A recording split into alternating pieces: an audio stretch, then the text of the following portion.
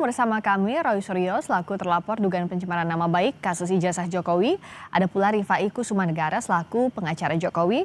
Dan dari sambungan Zoom ada Komjen Purnawirawan Ito Sumardi selaku Kabid Krim periode 2009-2011. Selamat malam Bang Roy, selamat malam Pak Ito, selamat malam Bang Rifai. Selamat malam Mbak, selamat malam Mbak Rizka. Selamat malam. Ya, selamat malam. Saya ke Bang Roy. Selamat malam juga Pak Ito. Iya, Bang Roy Malam, tadi. Mas Roy. Jadi tadi itu diperiksanya dalam kasus apa? Kalau dari panggilannya, Mas Roy, pencemaran nama baik? Kalau dari panggilannya menjadi saksi atas sebuah peristiwa yang terjadi pada tanggal 22 Januari 22 Januari itu peristiwa apa itu? Nah, kepada penyidik, ya. Halo, suaranya agak kurang jelas, maaf Mas Roy. Jadi tadi itu ditanyakan soal peristiwa 22 Januari, tapi pada saat penyidik menanyakan itu terkait kasus apa? Relate-nya apakah ke pencemaran nama baik kah? Makanya gini, laporan dari 4 pihak, 3 para termulnya. Itu ya itu ada siapa ya, terus kemudian tempatnya dijaga. Bang Roy, maaf suaranya tidak terdengar jelas. Nanti kita perbaiki dulu ya sambungan komunikasinya ya, Bang Roy, karena suaranya dari nanti akan ditelepon kembali dulu, Bang Roy. Sambil menunggu itu, Bang Rifai, tadi kan yang saya tangkap, Bang Roy ini nggak tahu nih tanggal 22 Januari itu peristiwanya terkait apa. Kalau dari pihak Anda, apa ada kaitannya dengan pencemaran nama baik Pak Jokowi? Oke. Kalau yang kami laporkan di Polda saat itu yang dilakukan oleh Pak Jokowi dan kami dampingi adalah memang ada 24 peristiwa yang berupa objek yang terdapat di sosial media, di mana dari 24 tayangan-tayangan tersebut ada sebuah peristiwa pernyataan-pernyataan yang sifatnya mencemarkan, termasuk tidak hanya mencemarkan ya, memfitnah dan mencemarkan nama baik dari Pak Jokowi. Ya. Pernyataan itu lewat media sosial atau apa? Di sosial media. Ya. Selain statement-statement dari beberapa orang. Termasuk Bang Roy? Salah satunya ada tayangan-tayangan yang memang diantaranya yang berbicara Pak Roy.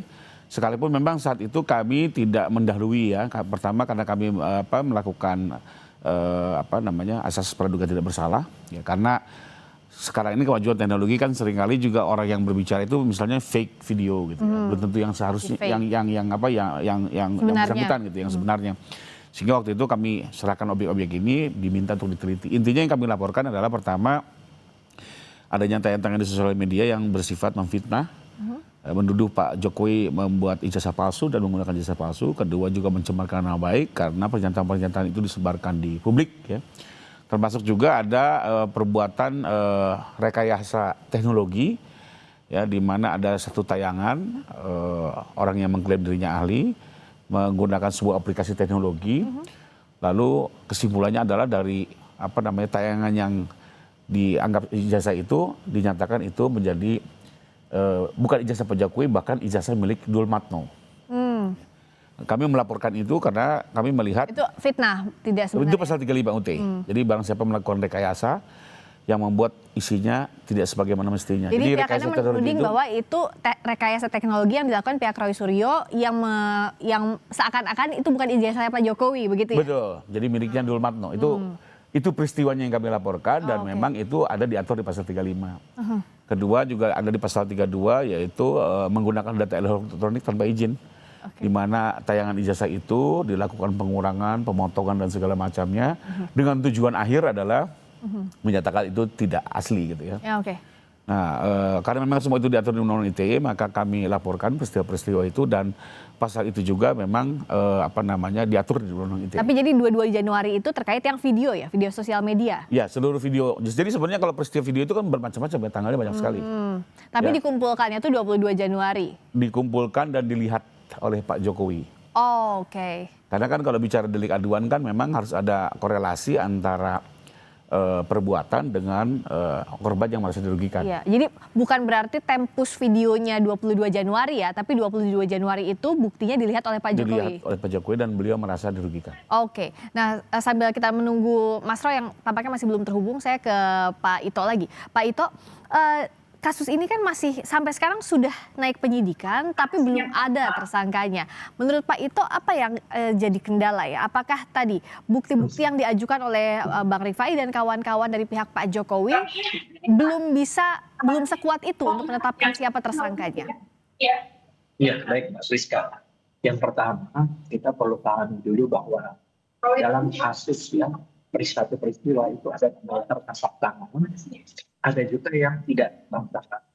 Kalau tidak tertangkap tangan, maka tentunya kita harus melakukan satu upaya penyelidikan atau bahkan mungkin pemeriksaan saksi yang bisa nanti ditingkatkan menjadi tersangka. Ya. Nah, saya apresiasi dengan Mas Rosuryo ya, karena beliau memenuhi kewajiban untuk tentang sesuai pasal 122 KUHP ya.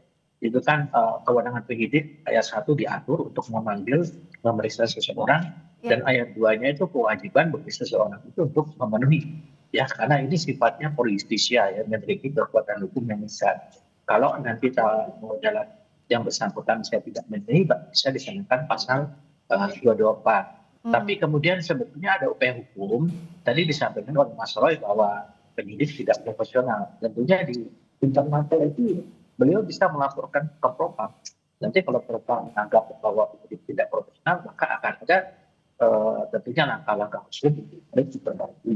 Yang kedua, di dalam pasal 52, kan yang bersangkutan juga berhak juga untuk tidak menjawab atau memberikan keterangan yang mungkin menurut yang bersangkutan itu atau yang terperiksa ini dianggap bahwa ya itu saja yang akan disampaikan. Ada upaya hukum lain itu pasal 77 KUHP dan juga dilengkapi dengan keputusan Mahkamah Konstitusi nomor 21 tahun 2014. Seseorang bisa mengajukan pra peradilan untuk tersangka. Saya kira untuk di sini kita sebaiknya nggak usah diramein dulu gitu ya. Mungkin ya kan Mas Roy Suryo ini sahabat saya juga ya, ikutin aja permainan, karena nanti kalau misalnya kita membuat sesuatu yang mungkin menjadi heboh, takutnya nanti ada hal-hal yang bisa menimbulkan potensi hukum lain ya bagi pihak-pihak yang merasa tersinggung atau merasa jadi efeknya bisa lebih luas lagi begitu ya Pak Ito ya? Ya, ikutin aja. Jadi kalau Mas Roy Suryo ingin tidak memberikan keterangan, ya ada di dalam pasal 52 KUHP diatur di sana, Pak. Kemudian kalau memang mau mengajukan pra peradilan, ada itu keputusan Mahkamah Konstitusi nomor 21 tahun 2014 yang memperkuat dari pasal 77. Saya kira ikuti itu permainannya. Demikian. Ya, saya tanya ke Mas Roy sekarang. Tadi sudah terhubung lagi ya Mas Roy ya. Kalau tadi dari pihaknya Bang Rifai bilang bahwa itu terkait dengan tanggal 22 Januari saat Pak Jokowi melihat bukti-bukti yang diajukan. Ada misalnya dari video yang dianggap memfitnah Pak Jokowi. Bagaimana dari Mas Roy? Kenapa Bang Roy ketawanya lepas sekali? Ada apa? Melihat kelucuan yang sangat tidak pantas. Ya. Kalau Jokowi baru melihat tanggal 22 Januari. Kemudian pada saat melihat tanggal 22 Januari itu saya tidak ada di situ. Konferensi pers itu saya tidak menyebut. Bahkan peristiwanya yang kemudian disebutkan itu peristiwa yang tanggal-tanggal berikutnya. Jadi bulan Maret, bulan April. Ini lucu nggak? Ada orang video pada bulan Maret. Mas Roy didekatkan lagi ke telepon. Nah, seperti ini biar jelas suaranya. Didekatkan lagi teleponnya. Ya kan? Ya. Artinya gini, Januari, padahal peristiwanya sesudahnya. Ini apa enggak lawakan? Ini apa enggak dagelan yang namanya? Iya kan? Gitu, artinya memang konyol banget. Nah, halo Mbak. Ya halo. Sorry. Mas Roy, ya agak-agak putus-putus. Tapi Mas Roy tadi menganggap ini konyol. Tapi kalau dianggap tadi laporannya yang disampaikan oleh Bang Rifai dan kawan-kawan terkait dengan isi di sosial media, video-video yang Mas Roy sampaikan bersama kawan-kawan yang dianggap memfitnah Pak Jokowi, Mas Roy membantah itu? Makanya tadi polisinya juga bingung. polisinya juga bingung tadi waktu anu saya kiri. Polisinya juga bingung karena itu lurus mentok. Jadi artinya ketika dia tanya ke saya, Pak Roy ada mengetahui peristiwa tanggal 22 Januari? Tidak, karena saya tidak ada di peristiwa itu, nama saya pun tidak disebut itu. Kemudian apakah Anda melihat lagi peristiwa? Nah, yang lain tuh ada nggak dalam surat pemanggilan? Tidak ada. Dan kemudian kalau tadi Pak Rifai menyatakan 22 Januari itu peristiwanya Jokowi melihat ada video-video pada fitnah. Itu kapan? Video-video itu baru terjadi itu pada bulan Maret, bulan April. Sekarang seluruh orang Indonesia bisa ngelihat nggak kelucuan ini? Seseorang melihat video pada tanggal 22 Januari, yang dilihat itu pada bulan Maret, April, dan lain sebagainya. Lucu nggak Mbak Friska? Nah, Ya kan? Jadi ada seseorang, Oke. ya ada seseorang yang bisa melihat bulan-bulan berikutnya. Inilah konyol. Jadi polisinya tadi juga bingung. Akhirnya kemudian ya udah, saya hanya menjawab yang saya ketahui karena yang namanya saksi itu hanya boleh menjawab apa yang dia lihat dan apa yang dia saksikan. Saya nggak boleh berpendapat karena kalau berpendapat itu namanya pertanyaan-pertanyaan semua saya jawab, tapi saya jawab dengan tegas bahwa tidak ada hubungannya saya peristiwa tanggal 22 Januari. Dan kalau ada bukti, katanya tadi ada bukti 37 itu iyalah kalau itu ada saya semua. Minimal ada saya separuhnya, atau minimal ada saya seperempatnya, atau seperlimanya. Nggak ada. Adanya cuma 6 di antara 37. Jadi Bang Roy bilang bahwa... Jadi ini sama sekali sangat lucu ini. Oke, Mas Roy bilang bahwa ini adalah lucu, konyol, dan tidak ada kaitannya kalau Mas Roy bilang, Bang Rifai. Iya. Oke, saya perlu klarifikasi sedikit ya. Jadi saya kembali lagi di bulan Januari ini yang dimaksud panggilan itu sendiri saya nggak clear apa yang maksud di situ. Tapi yang pasti adalah bagi kami yang kita laporkan itu adalah 24 peristiwa yang tanggalnya berbeda-beda. Itu beda-beda tanggalnya semuanya. Lalu ada lagi yang pertemuan, saya nggak begitu tahu pasti ya. Yang 22 Januari ini apakah yang pertemuan TPUA, saya juga nggak begitu paham gitu ya. Karena kembali lagi saya bukan penyidiknya. Tapi di sisi lain juga ada tempus di mana Pak Jokowi melihat. Ya, mengenai tanggal-tanggalnya ya mungkin nanti silakan dikonfirmasi ke penyidik. Tapi memang ini tanggalnya begitu banyak, ya, sehingga akhirnya terpaksa ya. Apakah semua tanggal harus masuk di situ? Tentunya juga nggak masuk akal. Di sebuah surat panggilan semua tanggal masuk bisa setengah halaman gitu ya. Jadi kalau misalnya polisi mengambil salah satunya ya wajar-wajar saja. Gitu ya. Tinggal nanti dilihat di dalam peristiwa-peristiwa yang disebutkannya itu apakah ada Pak Roy di situ, ya monggo Pak Roy menjawab saja gitu ya. Apakah ada pernah di situ, lalu kenapa bisa ada di situ, silakan diterangkan saja. Tapi kalau buat kami, buat saya apa yang dilakukan penyidik wajar-wajar saja gitu. Karena kembali lagi, tempusnya tanggalnya sangat banyak. Apakah semua tanggal masuk kan nggak mungkin. Itu lebih guna. Nah, Mas Roy gimana? Ada banyak tanggal, nggak mungkin semua tempusnya masuk di sana? Iya, ini namanya tidak profesional, ya. Tidak profesional. Kenapa? Sudah jelas dibuatkan tempus dan lokusnya. Secara hukum tempus dan lokus itulah yang harus dipakai. Kok PNA saja sekarang tiba-tiba yang ditanyakan tanggal yang lain, terus tanyakan lagi tanggal yang nggak boleh kayak gitu. Itu nggak profesional. Polisi tadi juga bilang, iya Pak, kami hanya menjalankan tugas. Ya, jalankan tugas dengan benar dong. Gitu. Akhirnya polisi mengakui, ya udah Pak, kalau gitu Bapak jawab aja yang tanggal 22 Januari. Ya sudah. Polisi menjawab yang 22 Januari dan itu saya tayangkan dalam BAP, semuanya saya tuliskan, dan ada pertanyaan-pertanyaan lain tentang tanggal-tanggal yang lain, saya jawab, itu tidak ada dalam pemanggilan.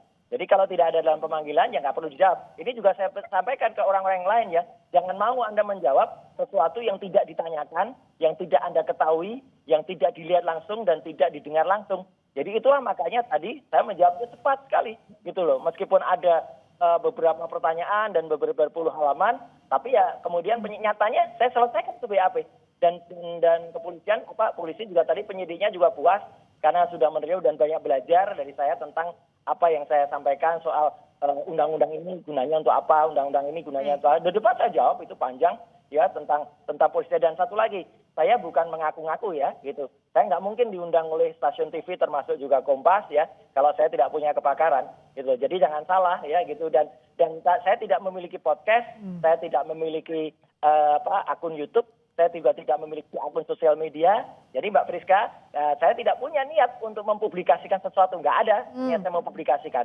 Dan saya juga bela teman-teman media, jangan mau nanti Kompas tiba-tiba dipanggil, TV lain dipanggil, media lain gitu. Karena apa, dianggap menyebarluaskan. Itu ada undang-undangnya sendiri. Nah Mas Roy tapi menganggap bahwa materi penyidikan tidak jelas begitu ya Mas Roy ya? Kalau dari simpulannya Mas Roy, Iya, dan polisi juga ngakuin kok. Polisi nyatanya kemudian meng-ACC itu semua dan kemudian membenarkan saya dan kemudian menutup BAP itu sekitar jam 4 sore tadi. oke, saya tanya ke Pak Ito, apakah materi penyidikan tidak jelas ini bisa jadi kendala dalam pengungkapan kasus? Kita bahas usai jeda di Sapa Indonesia Malam.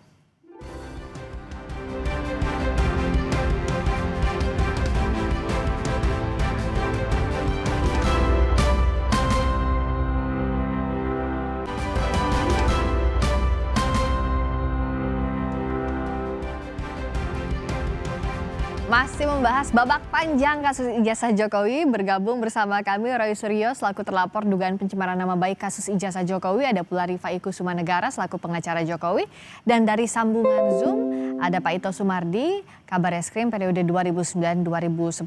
Pak Ito, apakah kalau tadi Mas Roy bilang bahwa yang ditanyakan oleh penyidik itu tidak jelas, apakah ini bisa jadi sandungan dalam proses penyidikan, Pak Ito? Pengalaman saya selama 35 tahun dari polisi ya Pak ya. Iya. Itu kayaknya kok enggak gitu ya. Karena gini, setiap penyidik itu dalam menyusun satu pertanyaan itu dia sudah melakukan analisa pilar yuk bersama-sama. Jadi kalau dikatakan bahwa polisinya bingung, saya nggak percaya. Karena saya tahu penyidik Polda Metro kan anak-anak yang profesional ya. Yang kedua, kalau memang dianggap tidak profesional, maka ada dua jalan yang bisa dilakukan, melaporkan ke Propam atau mungkin ya kita menunggu saja nanti kalau dari jaksa mengatakan bahwa kasus ini tidak bisa diteruskan, nah bolehlah ditulis gede-gede ke polisi tidak profesional itu. Jadi jangan secara dini kita mengatakan polisi tidak profesional ya, karena mereka itu kan dididik di Akpol, dididik di Sespi dan sebagainya, itu saya kira bidangnya kan beda dengan Mas Roy. Kalau misalnya mereka disuruh ngomong soal telematika mungkin nggak profesional. Tapi kalau masalah penyidikan pasti mereka lebih profesional dari Mas Roy kan. Saya kira mungkin kita janganlah membuat satu narasi yang merendahkan institusi, apalagi merendahkan profesi. Saya kira sebagai seorang akademisi mungkin itu kurang elok lah ya menurut saya. Jadi kita sebaiknya ikuti saja. Kalau memang ada hal-hal yang tidak ingin kita sampaikan, itu ada hak kita diatur dalam pasal 52 tadi kan. Kemudian juga kalau memang kita tidak terima, kita ditetapkan nanti misalnya dinaikkan sebagai tersangka, ya ajukan saja pra peradilan, kan ada langkahnya. Jadi saya kira yang dilakukan penyidik saat ini adalah sudah melalui satu penyelidikan yang lama. Mereka hanya mengambil keterangan, mereka tidak menyimpulkan. Jadi nggak mungkin lah kalau mereka bingung, nggak mungkin. Itu Mas Roy ini kan orangnya seneng guyon, jadi saya anggap itu guyonan aja. Demikian bagus ya. Mas Roy, gimana kata Pak itu jangan terlalu dini menyimpulkan misalnya apa yang jadi materi penyidikan tidak jelas atau penyidikan tidak profesional, karena pasti berlaku SOP yang diterapkan dalam penyidikan ini, Mas Roy. Ya gini, saya menyampaikan begini, karena tadi juga sama seperti tadi saat membuka, ya kan, saat dibuka tadi kan Pak Rifai juga bilang, akhirnya diralatkan tadi, bahwa katanya Jokowi itu melihat peristiwa itu tanggal 22 Januari. Ternyata pada saat 22 Januari itu katanya melihat peristiwa bulan Maret, bulan April, ini kan konyol, ya. Gak mungkin seseorang bisa melihat sesudahnya. Jadi itu terima kasih sudah diralat ya. Jadi seluruh Indonesia melihat kan. Jadi lawyernya saja menyimpulkan atau melaporkan sesuatu saja salah. Di 22 Januari itu tidak ada apa-apa bagi saya. Ya kalau 22 Januari saya tadi pertanyakan, apa hubungannya 22 Januari dengan saya? Nah, tidak ada kata Pak penyidiknya. Gitu ya. Ada saya nggak di situ? Tidak ada juga Pak. Nah terus ngapain saya gitu? Nah ini Pak, ini ada hal lain. Oke, itu ada hubungannya nggak dengan 22 Januari? Gitu kan? Ada saya nggak? Karena nggak ada, ya sudah. Kemudian tadi ada hal lain yang kemudian dipertanyakan ke saya, yaitu soal akun. Ya, akun saya jawab dengan tegas. Saya nggak punya akun, saya nggak pernah posting, saya nggak punya Twitter, ya kan gitu. Dan saya nggak punya sosial media yang lain, apalagi gitu kan. Nah, terus dia menanyakan ke saya. Ini yang menurut saya Pak Ito, ya kita hormati juga para penyidik yang memang mereka hanya menjalankan tugas. Ya, mereka kemudian menanyakan, apakah Anda tahu soal akun ini postingannya menyebut nama sahabat saya, ya gitu, menyebut juga ini. Lah saya kan nggak boleh memberikan kesaksian atas orang lain, gitu loh. Itu kan namanya testimonium di auditu, gitu loh. Jadi artinya saya tidak menjawab atas postingan orang lain. Saya juga tidak perlu menjawab atas orang. Dan kemudian kalau kemudian ada tayangan TV gitu ya dihadirkan, kemudian saya tanya, nah di situ tuh saya diundang atau apa gitu kan? Ya, Pak, saya punya nggak TV itu? Enggak, Pak. Nah sudah, toh. Saya bukan saya punya TV itu. Kemudian saya ditanyakan apa maksudnya TV itu mengundang. Lah tanyakan ke TV dong. Tapi saya sekali lagi menyatakan, kalau TV itu dipersalahkan, saya pun juga keberatan. Saya orang komunikasi, saya pengajar di yang jelas komunikasi. Saya tidak rela gitu kalau teman-teman media itu. Gitu. Tapi yang jelas Mas Roy menganggap Gitu, bahwa materi penyidikannya jelas atau tidak? Bagi saya gini, materi penyidik khusus untuk saya itu ini copy paste untuk materi penyidikan orang lain yang kemudian ada dianggap saya memposting, dianggap saya kemudian membuat dapat diaksesnya. Nggak ada, saya tidak ada satupun posting. Kemudian tadi yang dikatakan Pak Rifai, saya membuat perbedaan dengan tadi disebut Dumatno. Itu nggak ada, itu Dumatno itu adalah hasil dari software. Ketika kemudian Risen membicarakan itu, saya teliti. Dan hasil penelitian saya seperti itu. Jadi tidak ada namanya perubahan sama sekali. Itu Mbak Friska. Oke, kalau dari Bang Rifai tadi menganggap ya tidak jelas materi penyidikannya dan menganggap bahwa pihaknya Pak Jokowi aja nggak yakin dengan apa yang dilaporkan. Enggak, kami yakin sekali. Jadi karena yang kami laporkan fakta, Mbak. Kenapa nggak yakin? Coba ya mungkin sorry kalau soal bulan-bulan karena ini 24 objek, 24 tanggal, 24 bulan ya. Saya juga tidak, kalau ditanya tanggal berapa aja, karena itu sudah kami saberi, sudah kami serahkan ya kepada penyidik. Kan, ya. di awalnya, Pak. Apa namanya, dan ya tentunya nggak mungkin semua tanggal itu kami ingat gitu ya. Tapi intinya adalah dalam waktu beberapa bulan ada 24 objek yang kami temukan dan kami sudah serahkan kepada penyidik. Nah, cuma ini kan kembali lagi kami nggak paham juga nih panggilan yang buat penyidik. Kalau saya menduga, karena saya juga sering menjadi pengacara tersangka atau saksi gitu ya. Biasanya memang penyidik mau tidak mau kan tidak mungkin mencantumkan semua tanggal. Ya. Ya bisa penuh sendiri surat panggilan. Nanti tapi di dalam pemeriksaan disitulah baru digali. Ya, ada objek seperti ini, apakah Anda tahu? Ya. Tidak tahu, berarti loncat ke pertanyaan berikutnya. Objek yang kedua seperti ini, apakah Anda tahu? Tahu, kenapa Anda bisa di dalamnya? Bisa seperti itu ya. Jadi menurut saya ya kita lihat panggilan isi dari pertanyaan BAP. Ya. Kalau kami biasanya seperti itu ya kalau mendampingi. Jadi jangan hanya berkutat di soal panggilan ya, di soal tanggal-tanggal, tapi di substansinya tidak melakukan klarifikasi dengan lengkap. Tapi, ya. Tapi kembali lagi, yakin bahwa penyidik profesional. kalau buat saya justru ya saya melihat penyidikan ini cukup komprehensif dan cukup hati-hati, Mbak. Artinya kalau tidak salah saya kemarin lihat SP2HP sudah ada 99 saksi didengar, termasuk juga cukup banyak ahli dan multidisiplin ilmu, para guru besar juga didengar pendapatnya di situ ya. Dan kalau kita lihat juga sampai hari ini kan kemarin penyelidikan pun berbulan-bulan ya. Masuk ke penyidikan pun sudah sekian lama, cukup hati-hati, belum ada tersangka. Menurut saya ini bagus. Artinya penyidik juga tidak tergiring ya. Beliau hati-hati dan memang itu yang kami harapkan. Ya, Pak Jokowi juga ingin pemeriksaan ini betul-betul hati-hati, tidak tendensius ya. Dan pada akhirnya adalah meminta pertanggungjawaban dari orang yang memang seharusnya mempertanggungjawabkan segala perbuatannya, tapi juga tidak menyeret orang-orang yang tidak perlu bertanggung jawab. Jadi kembali lagi, biarpun sudah ada nama 12 beredar, buat kami hati-hatilah, tetapkan tersangka kalau memang semua alat bukti mencukupi ya. Jadi tidak harus si A, si B gitu ya, atau Pak Roy. Kalau memang Pak Roy nggak bersalah, kenapa mesti dikejar pertanggungjawabannya kan? Jadi kembali lagi kami sebagai pelapor juga memberikan kesempatan seluas-luasnya kepada penyidik untuk bertindak hati-hati. Nah, kalau terakhir Pak Ito, bagaimana agar penyidik ini cermat, hati-hati, tapi tidak berlarut-larut juga kasusnya? Kasus ini kan juga berjalan di satu sidang pengadilan ya, di perkara di Jawa Tengah. Tentunya penyidik juga harus mempertimbangkan masalah ini. Bukan karena lama, karena objeknya kan sama. Dan di sana sudah jelas ya. Kemudian tentunya dengan dasar itu, ini pun akan menjadi sesuatu kekuatan bagi penyidik untuk menjadikan satu alat bukti. Tadi disampaikan Mas Roy, kalau memang ada hal-hal yang tidak sesuai, itu justru yang menguntungkan Mas Roy. Jadi saya kira kenapa harus mengatakan penyidik tidak profesional, justru dengan yang tidak sesuai dengan keterangan saksi yang lain, kemudian dikontak oleh Mas Roy dengan keterangan yang berbeda, nanti penyidik akan menyimpulkan. Tetapi kalau misalnya itu ada keterangan lain sudah didukung dengan keterangan ahli dan sebagainya, tentu penyidik juga akan menetapkan untuk meningkatkan status sebagai tersangka kalau memang diperoleh 2 alat bukti minimal yang cukup. Dan di sini tentunya seseorang yang ditetapkan sebagai tersangka, jangan kebakaran jenggot dulu. Tersangka itu kan orang yang disangka bisa melakukan, bisa juga tidak. Dan nanti kita tunggu di penuntutan umum atau di pengadilan, atau mungkin di drop.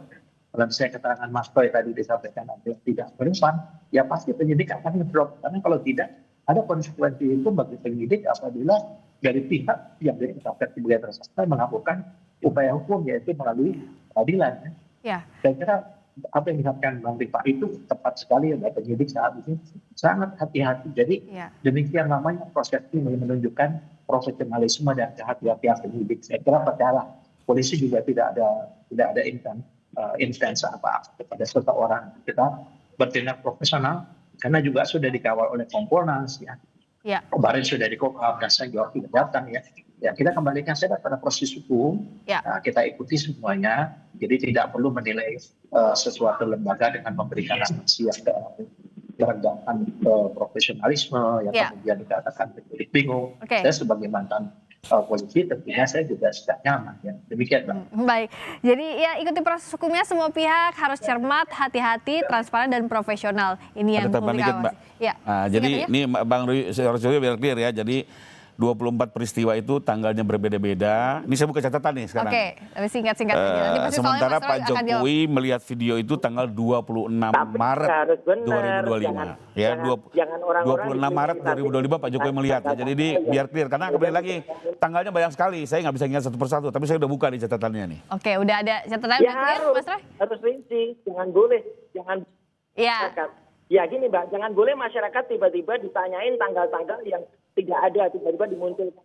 Ini namanya kriminalisasi. Tapi nggak apa-apa lah, kita lihat saja ya. Nanti siapa yang benar, siapa yang salah, dan ternyata kan sudah terbukti tadi salah. 22 Januari itu tidak ada apa-apa, dan kemudian kalau tanya tanggal-tanggal lain, ya kami keberatan. Karena itu tidak ada putih. Nggak boleh orang ditanya secara hafalan gitu saja, tanpa ada hitam di atas putih yang ada pada surat pemanggilan. Itu yang paling. Baik, proses hukumnya dijalani terus, Bang Roy Suryo CS, juga Bang Rifai dan kawan-kawan. Penyidikannya tapi harus berlangsung secara profesional dan transparan. Terima kasih Mas Roy Suryo, terima kasih Bang Rifai, terima kasih juga Pak Ito. Selamat malam. Malam, Pak Ito, Bang Roy, terima kasih. Berikutnya